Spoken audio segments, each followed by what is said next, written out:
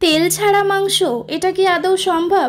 হ্যাঁ, একেবারেই সম্ভব। আজকে আমি আপনাদেরকে বলছি তেল ছাড়া মাংস কিন্তু ভীষণ সুস্বাদু হয় আর যথেষ্ট হেলদিও বটে, সেটা আপনারা সবাই জানেন। আজকে এই তেল ছাড়া মাংস আমি বানিয়েছি আমারই একজন ফেসবুক ফ্রেন্ড, খুব কাছের একজন মানুষ, দিয়া বসাকপালের থেকে ইন্সপায়ার হয়ে। তবে আমার রেসিপিটা একটু অন্যরকম। চলুন এবারে রান্নাটা শুরু করা যাক। এখানে কিন্তু আমি আলু ইউজ করব না, কারণ আলু তেল ছাড়া কিভাবে ভাজবো এটা ভেবে পাচ্ছিলাম না, তাই আলু ছাড়াই করেছি। মাংসর পিসগুলো খুব ছোট করে নিয়ে এখানে 15 থেকে 16 পিস খাসির মাংস রয়েছে উইথ ফ্যাট।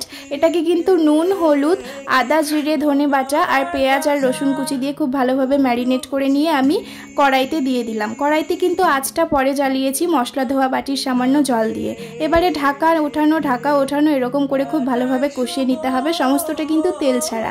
আর এই কষানোর মধ্যে থেকেই কিন্তু মাংসর ফ্যাটটা গলে যাবে আর মাংস থেকে যা অয়েল থাকে সেটা কিন্তু রিলিজ হয়ে যাবে। আমরা যেহেতু মাংসটা তেল ছাড়া করছি, তাই কিন্তু মাংসতে মাঝে মাঝে মনে করে জলটা দিতে হবে, তাছাড়া কিন্তু মাংস অবশ্যই পুড়ে যাবে। আর এই মাংসটা পুরোপুরি কষানোর পর প্রেসারে ট্রান্সফার করে দিয়ে 5টা সিটি দেব। তারপরে কিন্তু আবার সেটাকে কড়াইয়ে ট্রান্সফার করে দুভাগে ভাগ করে নেব।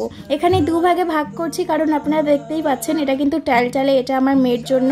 আমার মেয়ে যেহেতু এতটা মাংস খেতে পারবে না, তাই বাকিটা আমি ঝাল দিয়ে আমার বরের জন্য বানিয়ে। আর লঙ্কার গুঁড়ো মেশানোর পর রংটা এত ভালো এসছে, মনে হচ্ছে যেন তেল দিয়েই রান্না করা, কিন্তু একদমই নয়। আপনারা বাড়িতে ট্রাই করবেন আর অবশ্যই জানাবেন কেমন লাগলো।